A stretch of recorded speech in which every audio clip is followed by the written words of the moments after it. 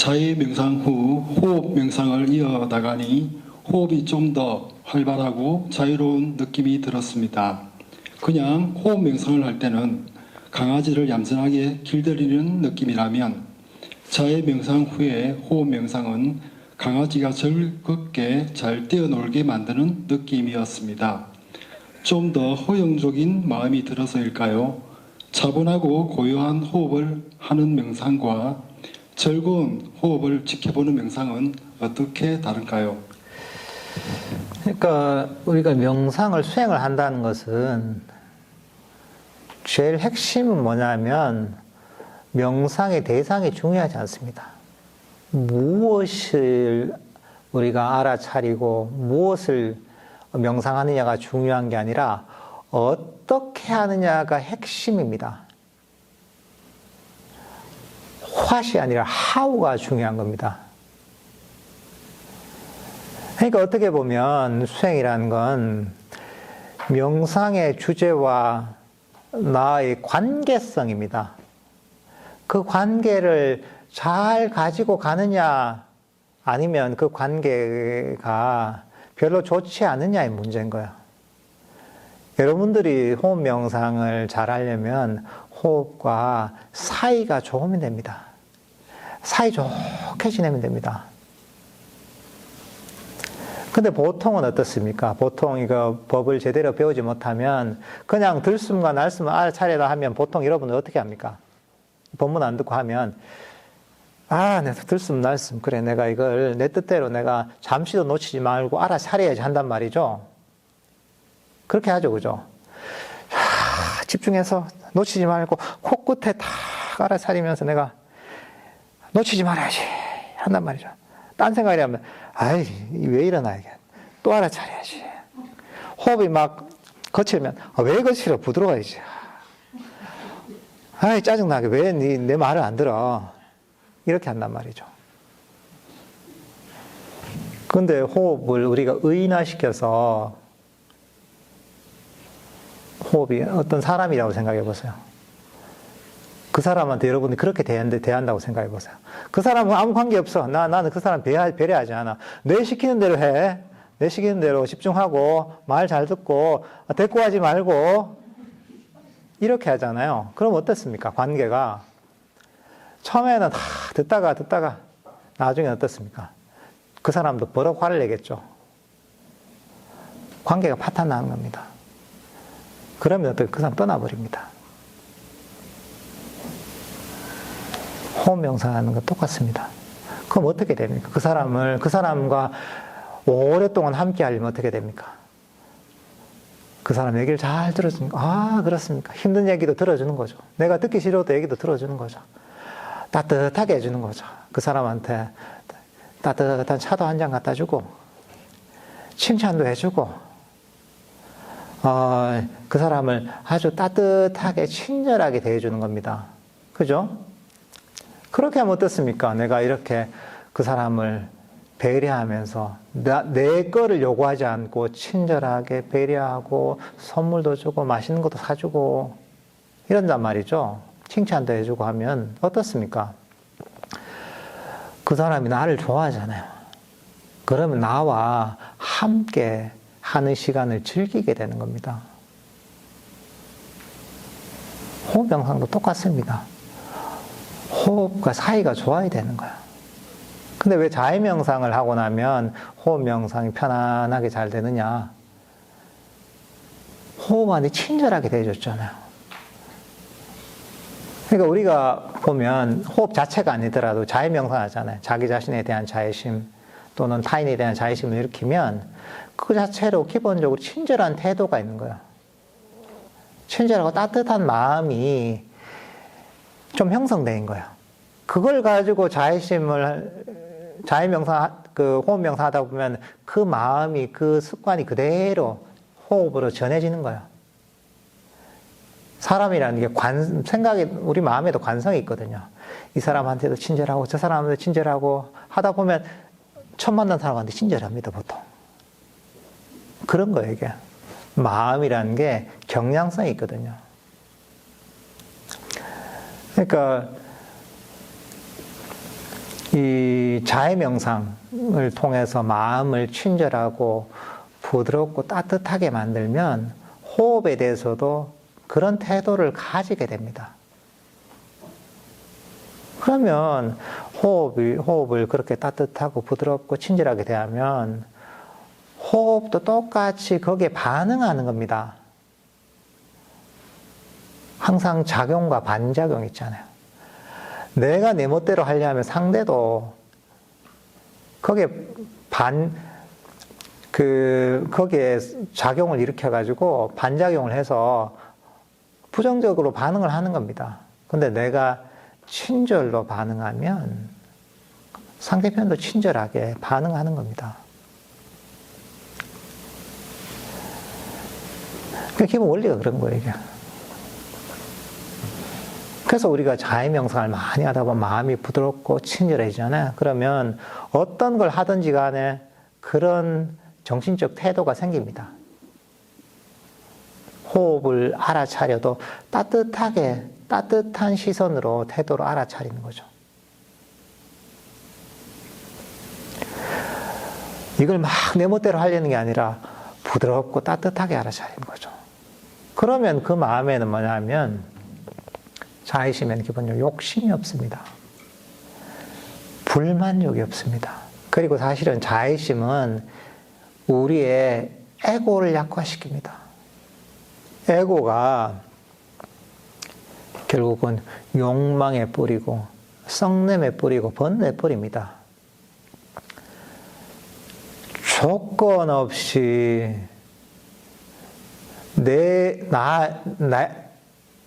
나의 기준을 가지지 않고 나의 이익을 바라지 않고 조건 없는 사랑과 포용과 행복의 마음을 전해주는 거잖아요. 거기서 에고가 약화되는 겁니다. 그러니까 이제 장애가 약화된 마음 상태가 되는 겁니다. 명상의 장애가 약화된 상태에서 우리가 호흡 명상을 하면 호흡 명상이 훨씬 쉽게 되는 거죠. 그러니까 수행할 때 우리는 호흡을 내 거라 생각하면 안 됩니다. 호흡을 나하고 별개의 인격체라 생각하면 좋습니다. 그럼 호흡이란 친구한테 그럼 어떻습니까? 따뜻하게 대하는 거죠. 내 멋대로 하려고 하는 건 아니죠. 존중하는 거죠, 있는 그대로. 그러면 호흡도 이런 배려와 존중에 고마워하면서 우리에게 어떤 마음의 평화라는 선물을 주는 겁니다. 그러니까 그렇게 명상하시면 될 것 같습니다.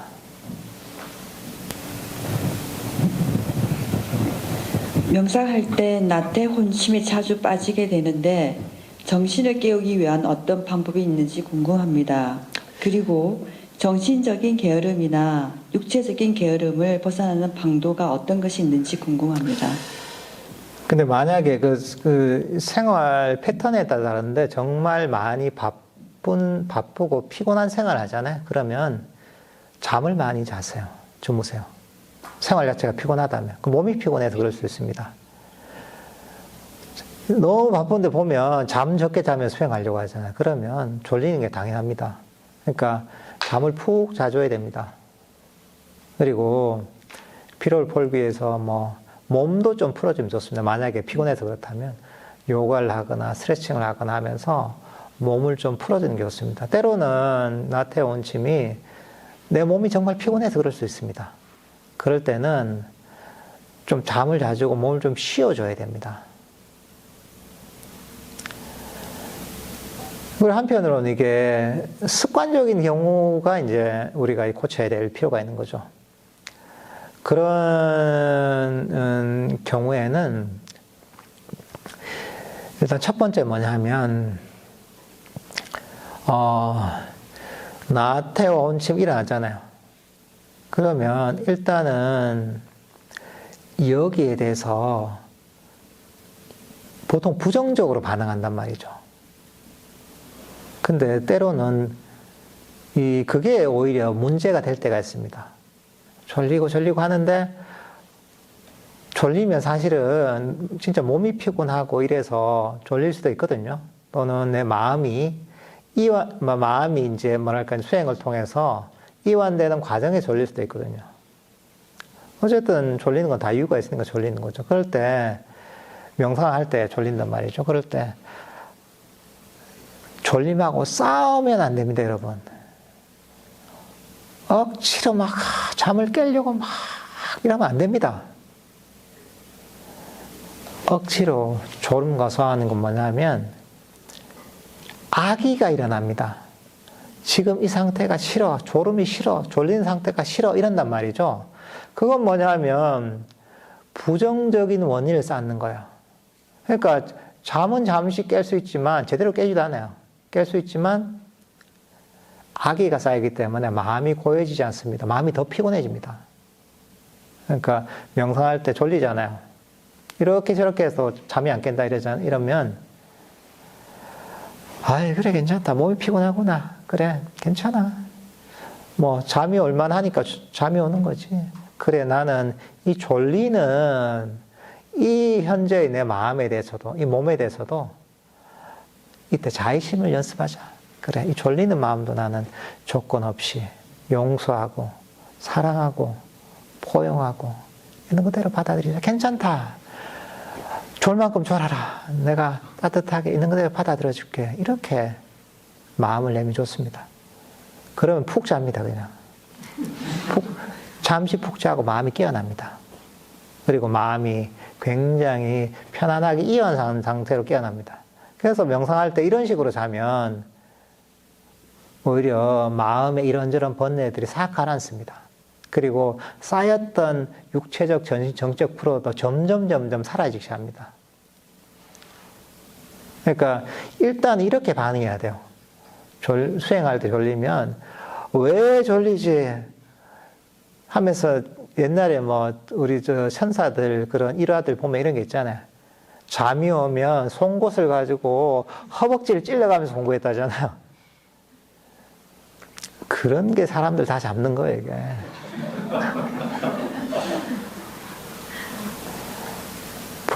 불교 수행은 의지로서 싸우는 게 아닙니다. 여러분들 잘 이해해야 돼요.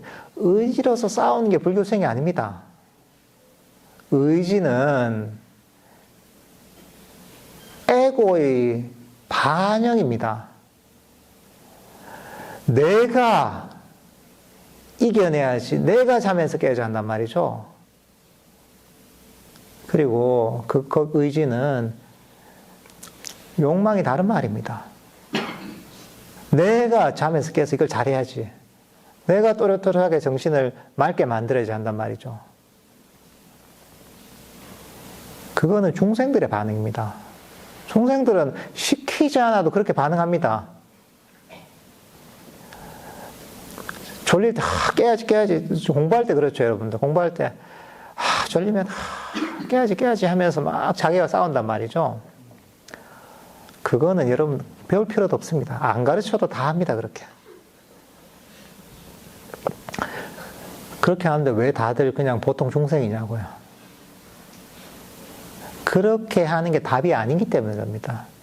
불교적인 대처는 그게 아닙니다. 불교적인 대처는 싸우는 게 아니라 평화를 가슴 속에 담는 게 불교 수행입니다. 싸움을 통해 얻어지는 건 없습니다.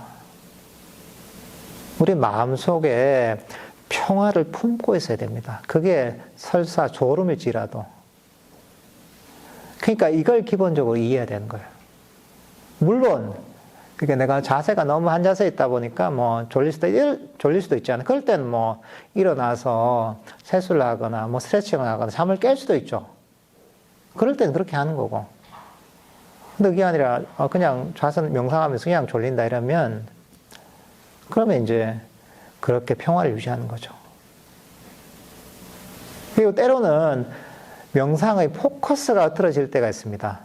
수행할 때 보면 이런 경우는 조금 드물긴 하지만 수행을 좀 경험 있는 사람은 하다 보면 되게 뭔가 평화로운 상태가 있거든요. 그러니까 알아차림이 없는 평화로운 상태가 있어요. 그러니까 하다 보면 그걸 찾게 되는 경우가 있습니다. 몸과 마음이 긴장이 풀리면 그런 거는 사실은 좀 조심을 해야 돼요. 편안한데 잠까지 오지는 건 아닌데 근데 뭔가 편안한데 그냥 시간이 금방 지나가. 한 1시간, 2시간이 금방 지나는 경우가 있습니다. 근데 내가 뭘 했지 기억이 잘 없어요. 그럴 때는 항상 자기 자신을 점검해 봐야 됩니다. 내가 명상 주제를 알고 있나? 이걸 물어봐야 돼요. 호흡 명상을 하고 있다면 호흡을 알아야 돼요. 알고 있어야 돼요. 다른 명상을 하면 그 명상 주제를 알아야 돼요. 그러니까 내가 호흡 명상 한다면 호흡을 알고 있나 할 때 아니 안 알고 있는데 하면 그러면 다시 호흡으로 포커스를 맞춰줘야 되는 거예요. 이건 뭐냐면 명상 주제에 관심을 가져야 된다고 했잖아요. 관심을 잃어버리는 거예요. 그러니까 호흡에 시선은 둬야 된단 말이죠. 근데 시선을 안 두고 딴 데 보고 있는 거예요. 이게.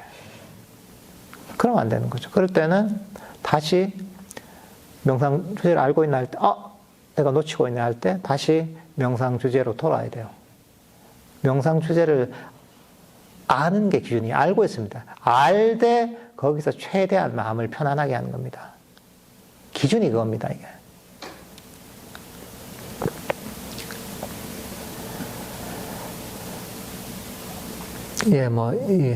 여기저기 꼬리꼬리 물다 보니까 이까지왔는데 이제 그렇게 하시면 되겠습니다. 예.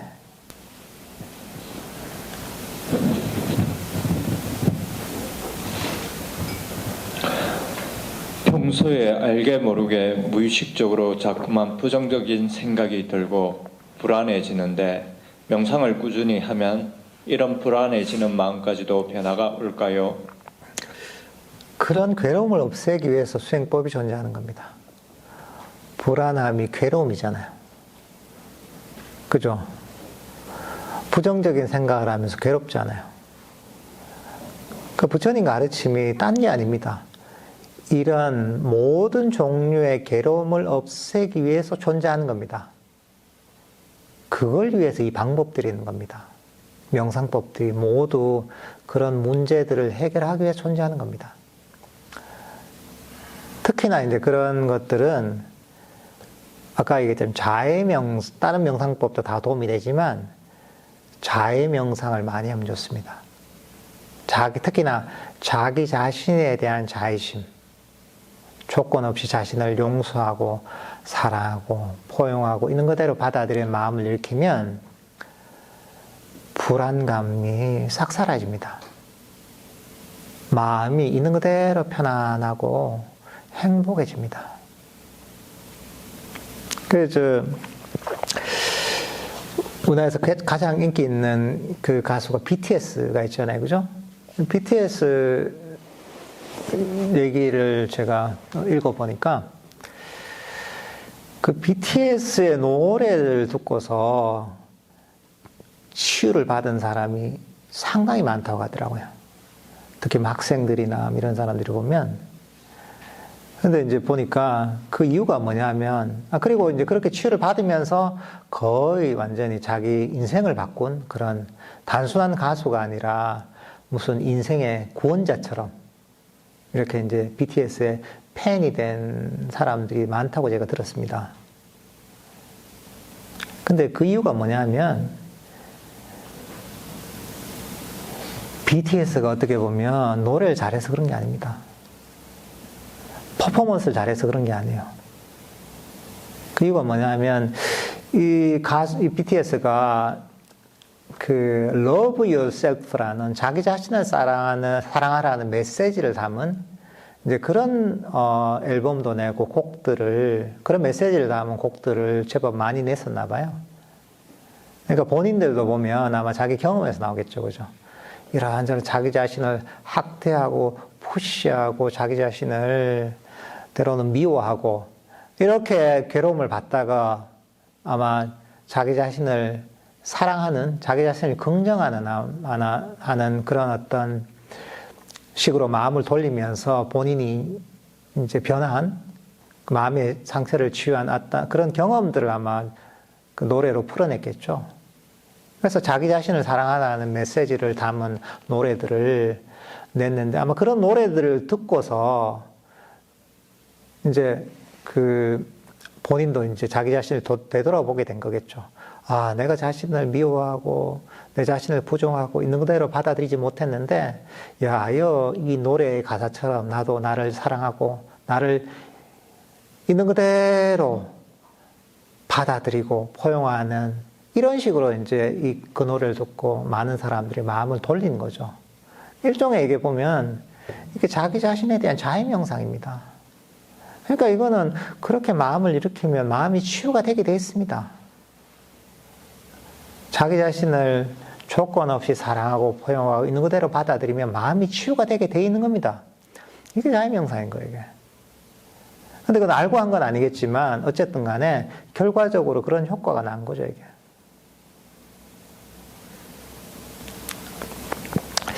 그러니까 이런 여러 명상법들이 모두 마음의 병과 마음의 괴로움들을 치유하지만 특히나 이 자해 명상은 자기 자신에 대한 자해 명상은 마음에 정말 좀 큰 문제가 있을 때, 큰 상처가 있을 때 이런 것들을 치유하는 강력한 효과가 있습니다. 그러니까 이거 듣고서 그렇게 생각해야 됩니다. 사람들이 자해 명상 얘기를 듣고서도 효과를 못 보는 경우가 제법 많습니다. 왜냐? 몇 번 해보고 말거든요. 꾸준하게 안 해요. 이거는 일종의 마음의 치료법입니다. 우리가 병원에서 치료를 받을 때 몸이 아파서 내가 치료 받고 싶을 때 받고 내가 받기 싫을 때 안 받습니까? 내가 3일만 받고 싶다고 3일만 받고 하루만 받고 싶다고 하루만 받나요? 그렇게 해서 몸이 치료가 안 되잖아요. 의사가 시키는 대로 치료를 받아야지 몸이 치료가 되는 겁니다. 병이 치유가 되는 겁니다. 마찬가지입니다. 자해명상 이거 듣고 이거는 마음의 병을 치료한 치료법이다 생각하고 배운 대로 그냥 계속 하는 겁니다. 그리고 빨리 되길 바라면 안 됩니다. 얘기했잖아요. 모든 수행의 장애가 뭐냐? 욕망입니다. 욕망, 더더하는 마음을 버리기 위해서 수행하는 겁니다. 그게 괴로움의 원인입니다. 이게 수행의 장애입니다. 그러니까 모든 명상법들은 언제나 효과가 있습니다. 한 만큼. 이건 100%입니다, 이거는. 인과법인 거예요, 그냥. 효과 있게 돼 있어요. 근데 왜 효과가 없냐? 제대로 이해하지 못했거나, 잘못하거나, 아니면 하긴 하는데, 빨리 되길 바란 욕심으로 가지고 하는 거야. 좀 해놓고, 왜 빨리 안 되지? 더 돼야 되는데. 이 욕심을 일으키는 거야. 그러니까 자기가 수행을 하고 나서 그 뒤에 욕심으로 까먹어 버리는 거야. 그러니까 우리가 까먹지만 않으면 욕심으로 항상 잘 됩니다.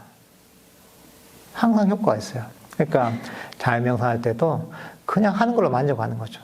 더 이상 바라지 말고, 그래, 부처님께서 가르치신 마음의 병을 치료하는, 마음의 괴로움을 치료하는 치료법인데 시킨 대로 한번 해보자. 이건 2600년 동안 검증된 방법입니다. 그냥 하는 거죠. 하다 보면 인과의 법칙에 의해서 마음의 문제가 치유가 됩니다. 내 마음은 평화롭고 행복해지게 되게 돼 있습니다. 그렇게 하시면 될 것 같습니다.